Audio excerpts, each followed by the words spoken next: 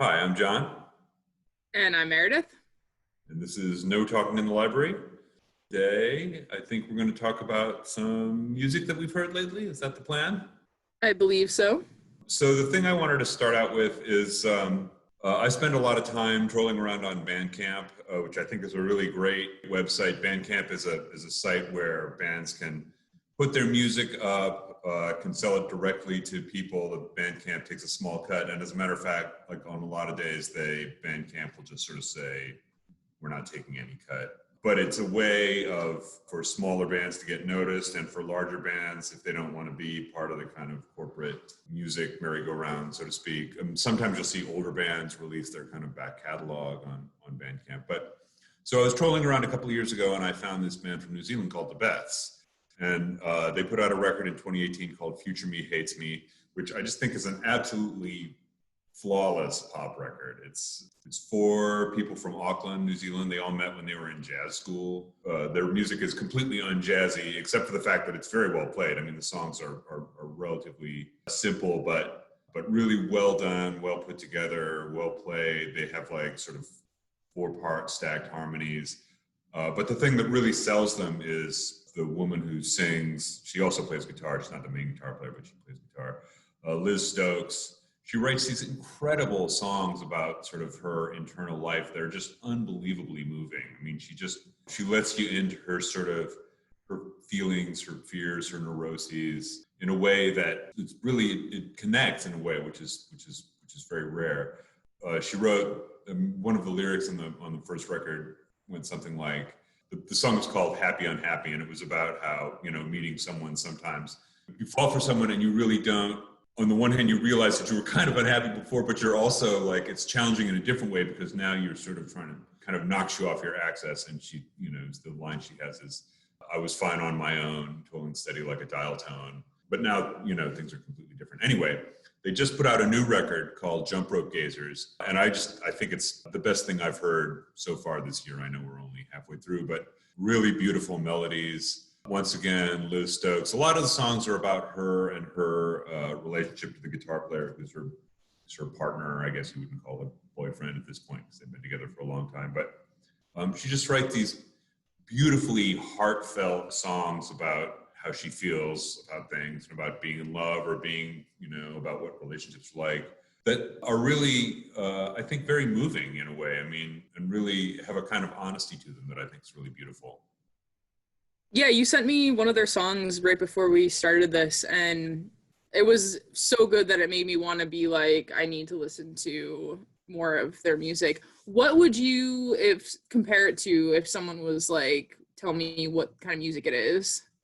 Well, I'm trying to think of another band to sort of compare it to. I mean, sometimes their guitars get a little forward, but it's more sort of, maybe if I talk about it a little, I'll think about it more. It's funny because we don't up in this hemisphere hear that many, name another band from Australia or New Zealand, outside of like Men at Work or whatever. I mean, it's hard to think of Kylie Minogue or various sort of Olivia Newton-John sort of one-off. But there's a real sort of a long history of kind of interesting bands that came out of Australia and New Zealand, starting with, from Australia, Radio Birdman and the Saints in the 70s, and then from New Zealand, the Chills and the Clean, the Double Happies, were bands who were kind of like, New Zealand had a way of kind of producing this kind of jangly, very melodic, beautiful pop songs, and the Beths are very much like that. It's hard to think of something to compare them to, except that, I mean, you might actually be able to think of better reference points than I do. I was trying to decide how much that they were like Bleached, but I didn't know if they were a little more pop than Bleached. Yeah, not they that are. Bleached isn't popped, but yeah, but definitely it's the same sort of theory. But you're right, definitely more. They have these melodies that just kind of stick in your head. But also, Liz Stokes sings melodies that are that go places you don't quite expect, and resolve in ways that you don't really expect, but are really stick in your ears. I mean, when I was listening to this record the other day, I was doing some work and I was like, okay, I'm going to listen to this record until I get to a song that doesn't grab me. And I got pretty much all the way through the record. So yeah, it's one of those places where I think our tastes kind of cross over, because really, it's got that kind of heartfelt pop sensibility that a lot of times, like, you know, a lot of things you've turned me on to have had as well. When we got back, when we started doing this sort of video series, one of the first thing I talked about was some of my favorite musicians were releasing new music. Sarah Watkins and her brother released an album, Eva O'Donovan, and those two musicians are actually part of a different group called I'm With Her, featuring Sarah Watkins, Eva O'Donovan, and a third woman, Sarah Jarosz. And she finally had her new album come out in June. And I don't want to say that she's my least favorite musician of that band, because that's completely like relative to like, she's my least favorite, you know, her music is my least favorite when it comes on with her, but like in the grand scale of the universe, you know, that right. She's pretty high up there. And I don't know if her new album is World on the Ground, and it's actually quite good.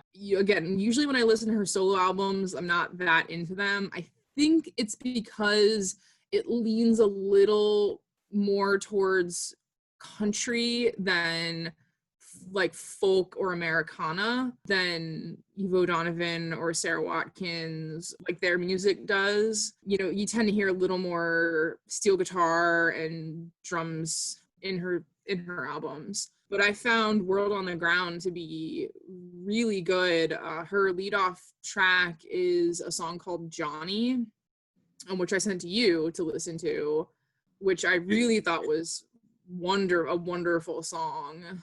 Yeah, I was listening to that before we came up here, and I really enjoyed that song a lot. It's I have a similar sort of experience with Sarah Jarosz as opposed to Sarah Watkins, who's like, I think a sort of more musically complex in a way. I mean, and especially that other band she was in. There's a joke here, which Meredith will do in a second. But Sarah Jarosz could really get. I mean, you might hear her on CMT, and she wouldn't sound out of place. But she writes really great songs. I thought Johnny was a really great, like slightly country fried song with a really beautiful melody, and her singing is absolutely fantastic.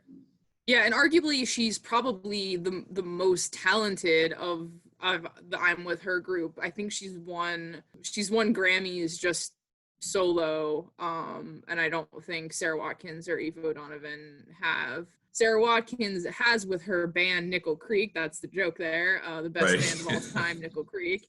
I was reading here as I was listening to Johnny, I was like, it kind of sounds like something, and Wikipedia here tells me that Johnny has a similar chord progression as the Nirvana song Polly. I thought I recognized it. That's oh my God, that's completely right. Yes, that's exactly right. And I listened to it, and in fact, it actually did sound like it, which I think is quite interesting. Quick deep cut tip: if you do like Sarah Jarosz or that kind of music, what you want to listen to, I'm With Her released a recording. I don't think it was on any of their CDs that they put out. You can find it on YouTube, of Jim Croce's Walking Back to Georgia, which, although technically is an I'm With Her song, it has Sarah Jarosz singing the lead on it, and it's just a wonderful cover of that song. So yeah, I'm With Her is really great too. I mean, I think that they a little bit have a sort of niche thing going on, but definitely should get wider play. Sarah Watkins too. I mean, I don't need to tell you or probably anyone else about that. She's a massive talent. I was just watching the live cut version of. She played with the Decemberists, or she does for every now and then. She did for a while, pretty consistently. And there's a live cut video of her and Colin Malloy doing "Why We Fight," and she's really. You know, sometimes like another artist will come into someone's songs and they'll just kind of be there, but Sarah Watkins adds something to it that wasn't there without her. And I think that's something that's a constant feature of Sarah Watkins for sure. But yeah, Sarah Jarosz, I'm really interested to hear the rest of this and anything else she's been involved in. By the way, also because we were talking in one of the previous ones about 24-hour party people, I was going back and listening to a lot of old So one of the big bands that came out of that scene, probably, and the one that sold the most records, is New Order. They were Joy Division, and their singer committed suicide, and they kept going. Usually that is the end of it, but they kept. But for those of you out there who want a really entertaining 3 minutes in your life, get onto YouTube and find the New Order video for True Faith. True Faith. It was done in 1988. It was right in that sort of like first blush of like the big MTV push to have everything have a video. You'll watch it and you'll think to yourself, what must have gone on in the production meeting for that? It's one of the bizarrest things I've ever seen in my entire media consuming life. It's a great song. I think it's an absolutely fantastic song, and there are live versions, but that you should watch too. But the video for True Faith is truly one of the weirdest things I've ever seen. I've also listened to the new, I don't know, want to call it like Goat Rodeo CD, because their band isn't called Goat Rodeo. It's 4 musicians, Yo-Yo Ma, Chris Thiele, Edgar Meyer, and Stuart Duncan. In 2011 came together and recorded an album called the Goat Rodeo Sessions.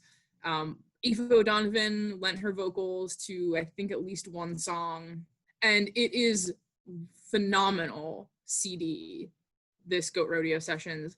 Just recently, they released Not Our First Goat Rodeo, another collaboration between them, also featuring Aoife O'Donovan.